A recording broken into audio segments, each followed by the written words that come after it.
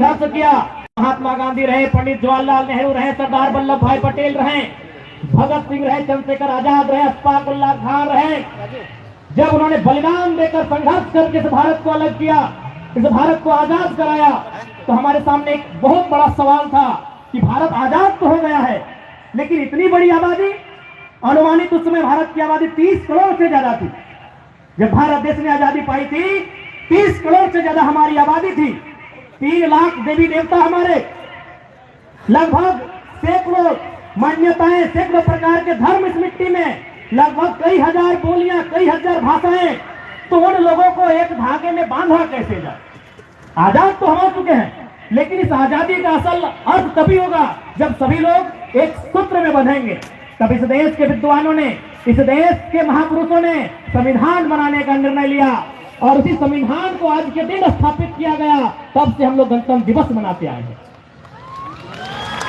यानी अगर सरल भाषा में समझा जाए तो देश को चलाने के लिए एक नियम, देश को चलाने के लिए एक नियम, जैसे आप अभी देखिए इस लाइन में आप बैठे हैं, बहन लोग अलग पंक्ति में बैठी हैं, भाई लोग अलग पंक्ति में बैठे हैं। क्या है? नियम है। हम देखिए अभी आधे घंटे का कार्यक्रम को चला रहे हैं, एक नियम से चला रहे हैं। ऐसा नहीं है एक भाई बैठा उसके बगल में बहन बैठी, ऐसा नहीं है। बहन अलग बैठी है, भाई अलग बैठे हैं। क्या? ये नियम है। यानी हम 1 घंटा के कार्यक्रम को संचालन कर रहे हैं, हमें नियम की जरूरत है।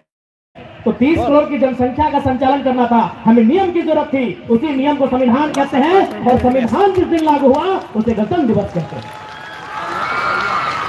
अब गणतंत्र हमें मिला क्या? गणतंत्र हमें क्या मिला? तो उसके नाम में ही है। जैसे झारखंड, झार और खंड, जंगल की धरती झारखंड, तो गणतंत्र में छुपा है कि गणतंत्र का मतलब क्या है? गण मतलब क्या? आप, हम, सब। गण मतलब लोग और तंत्र यानी ताकत। इससे पहले ताकत कहां होती थी? राजाओं की तलवार में। जो राजा के खिलाफ गया, मंत्री इसकी जबान काट लिया, इसका गला काट लिया जाए। ताकत कहां होती थी? तलवार में। अंग्रेजों के काल में ताकत कहां थी? अंग्रेजों की तोप में। जो उनके खिलाफ गया, इसे बांध दो, तोप से गोले से उड़ा दो। लेकिन जब भारत स्वतंत्र हुआ और गणतंत्र की स्थापना हुई तो ताकत कहां मिले? हमारी मुट्ठी में। एक आम जनता की मुट्ठी में जहां ताकत होती है, एक आम जनता की मुट्ठी में जहां ताकत होती है, उसे ही गणतंत्र भारत कहते हैं। आज ताकत कहां है? हमारी कलम में। आज ताकत कहां है? हमारी संगोली की वोट में। आज ताकत कहां है? जनता के हाथ में निहित है। यही गणतंत्र का असर है। तो आज आप सबको यही संदेश देना चाहेंगे प्यारे बच्चों, आज आप विद्यालय तक आए हैं, आप अपने माता पिता के सपनों को, उनके अरमानों को साकार करने के लिए यहां तक आए हैं। इसलिए आप जिस मकसद के लिए यहां तक आए हैं, जिस उद्देश्य के लिए यहां तक आए हैं, उसकी पूर्ति के लिए आपको दृढ़ संकल्पित होने की आवश्यकता है। आपको संकल्प लेने की आवश्यकता है कि आप जो अपना 4-5 घंटे का समय इस विद्यालय परिवार में देंगे, तो जब आप यहाँ से जाएंगे कुछ हासिल करके, कुछ सीख के जाएंगे।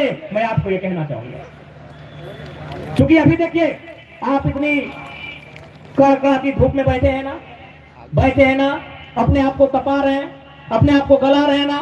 तो जब अपने आप को तपा रहे हैं, अपने आप को गला रहे हैं, तो उसका परिणाम मिलना चाहिए कि नहीं?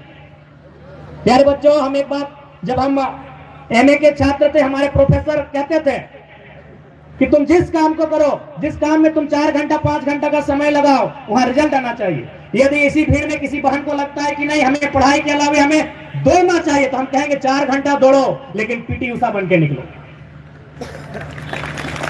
यदि किसी को खेलने का मन करता है तो खिलाड़ी बन के निकले, किसी को गाने का मन करता है तो गीतकार बन के निकले, किसी को लिखने का मन करता है तो राइटर बन के निकले। मेरे कहने का मतलब है आप अपने जीवन का सबसे बहुमूल्य समय इस विद्यालय में 4 घंटा से 6 घंटा देते हैं, तो उसका रिजल्ट आना चाहिए।